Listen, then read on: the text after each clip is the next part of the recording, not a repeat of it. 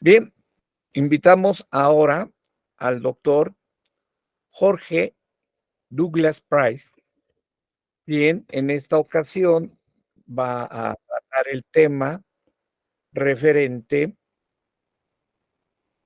a los derechos humanos en el siglo XXI. Previamente voy a hacer mención brevísima de algunos rasgos de su trayectoria académica. Abogado por la Universidad de Buenos Aires, graduado con diploma de honor, máster en teorías críticas del derecho y la democracia por la Universidad Internacional de Andalucía, doctor en investigación jurídica, Universidad de Liege, donde realizara también estudios postdoctorales. Obtuvo el premio Fernando Albí Alicante 2000. Es profesor titular regular de Teoría General del Derecho 1 y 2. Es director del Centro de Estudios Institucionales Patagónico de la Universidad Nacional del Comahue, así como de diversos proyectos de investigación. Coordina actualmente la Red Internacional de Investigación y Acción en Derechos Humanos. Es profesor invitado de posgrado en distintas universidades nacionales y extranjeras, autor y coeditor de varios libros, entre otros, cabe hacer mención La decisión judicial y La ley, estudios sobre derecho y literatura en coautoría con Carlos Cárcova y Alicia Ruiz. Es autor de numerosos artículos publicados en su país y en el extranjero, así como miembro de diversos comités editoriales. Fue presidente de la Asociación Argentina de Filosofía del Derecho, juez de Cámara de la provincia de Río Negro, fue decano de la Facultad de Derecho y Ciencias Sociales de la Universidad Nacional del Comahue, evaluador de revistas, proyectos de investigación, instituciones académicas y jurado de diversos consejos de la magistratura. Asimismo, cabe resaltar que es entrañable amigo, discípulo de el doctor Raffaele De Giorgi, profesor emérito de la Universidad de Salento, Italia, así como también he tenido el privilegio de saludarle, conocerle personalmente el año pasado y realmente puedo expresarles que es una persona con una gran calidad humana, muy docto y además muy generoso. Por eso, en esta ocasión lo recibimos con un fuerte aplauso de bienvenida. Adelante, doctor Eduardo Douglas.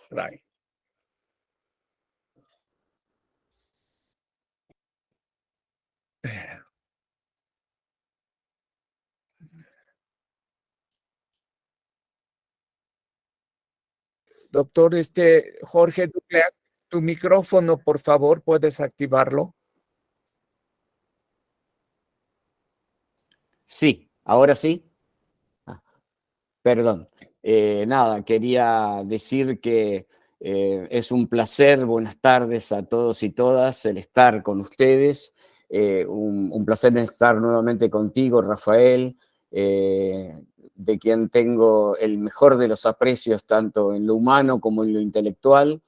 Y en tu persona agradezco al Instituto de Investigaciones Jurídico-Políticas de la Facultad de Derecho de la Benemérita Universidad Autónoma de Puebla, que tuve el enorme placer de conocer, como tú decías, el año próximo pasado y de disfrutar de un ambiente académico de enorme emotividad e instigación intelectual, así como de disfrutar de tus dotes de anfitrión.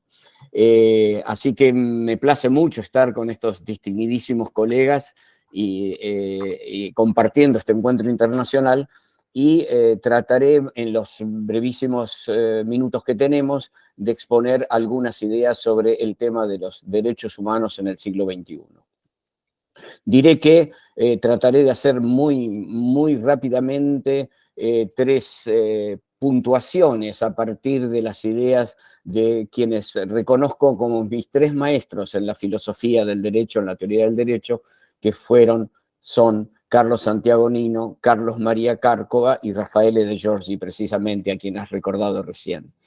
Con Carlos Nino comparto la idea de que los derechos humanos son una de las mayores invenciones de la humanidad, como la penicilina, por ejemplo, que sirven para combatir las amenazas que ella misma causa sobre sí, lo que implica decir que los derechos humanos son artificiales, o sea que son, como el avión o la computadora, un artefacto, un producto del ingenio humano, lo que no es incompatible con su trascendencia para la vida social, pues constituyen una herramienta imprescindible para intentar impedir las catástrofes que con frecuencia, tal como ahora mismo, amenazan nuestra vida, aunque, como el mismo Nino señalaba, luego de su institucionalización, siguiéramos presenciando genocidios, purgas, masacres, persecuciones, intervenciones sangrientas de grandes potencias en la vida de otros pueblos, hambrunas, enfermedades evitables, analfabetismo y amenazas nucleares.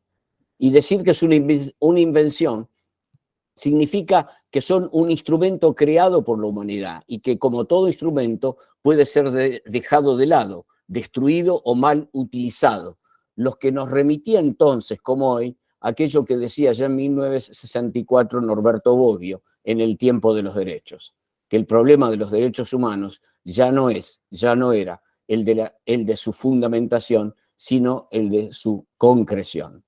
Lo cual bien, desde otra perspectiva teórica, coincidía en lo sustancial Niklas Luhmann, quien al referirse a los derechos humanos como institución, decía que tal institución designa en la sociología no solamente un complejo de normas, sino un complejo fáctico de expectativas de comportamiento que, enlazadas a un rol social, se vuelven actuales y, por lo general, pueden contar con consenso social.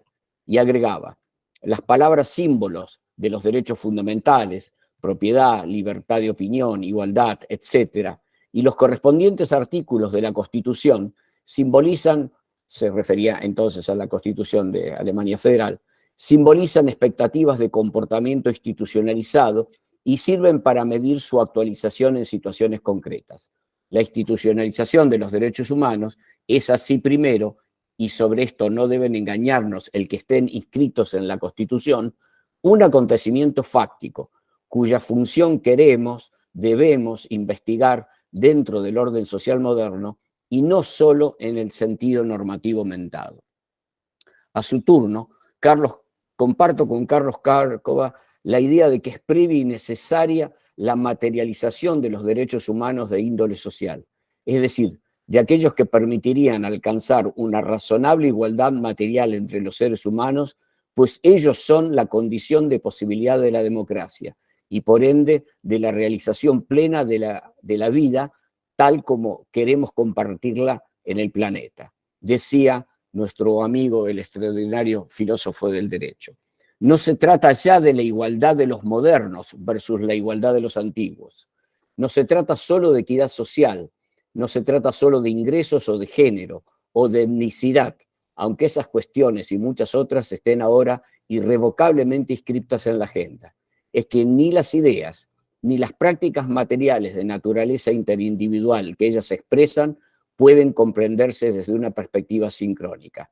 Están expuestas como los avatares del lenguaje y de la comunicación a las influencias y transformaciones propias de su condición de fenómenos históricos. El profesor que me presidió en el uso de la palabra lo simbolizaba muy bien, o lo expresaba muy bien.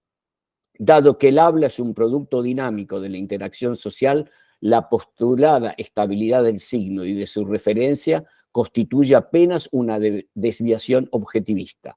La igualdad como signo y como significante implica hoy una multiplicidad de significados animados todos por lo social y lo histórico.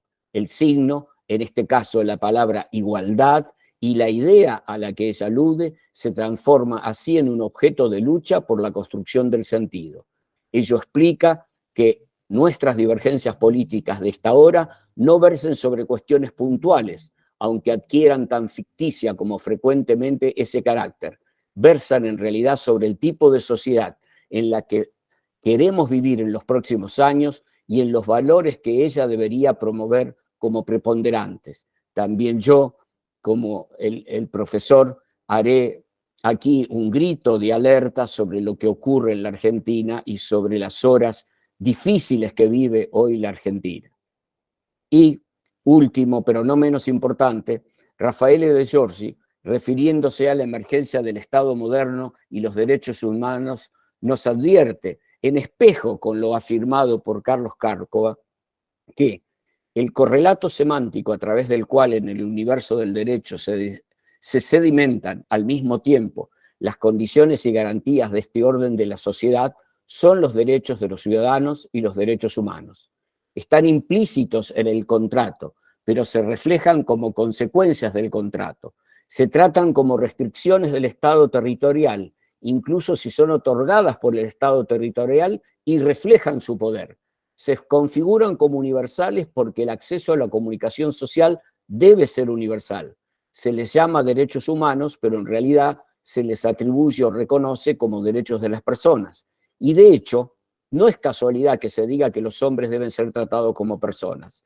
Los individuos, es decir, deben ser tratados como igualmente capaces de acceder a la comunicación social, con exclusión de las diferencias, que se abandonan a la posible singularidad de los individuos.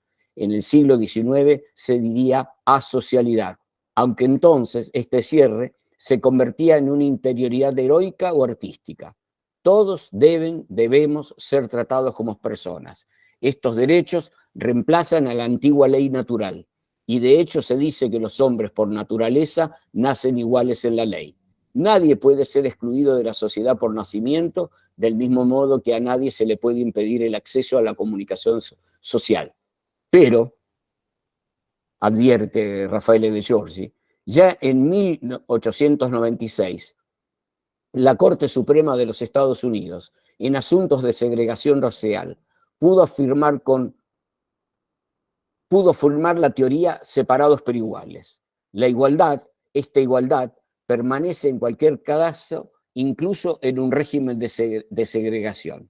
En efecto, en el antecedente, aquí ya me aparto de lo dicho por Raffaele, en el antecedente de Plessy versus Ferguson, en el que la Corte Suprema de los Estados Unidos consideró que las leyes de segregación racial no violaban la Constitución siempre que las instalaciones para cada raza fueran iguales en calidad, instituyendo la doctrina separados pero iguales, instituyó un verdadero contrasentido jurídico, contrasentido en el más, diría, abyecto propósito, que rigiera durante más de medio siglo hasta que se produjera el overruling de Brown versus Board of Education.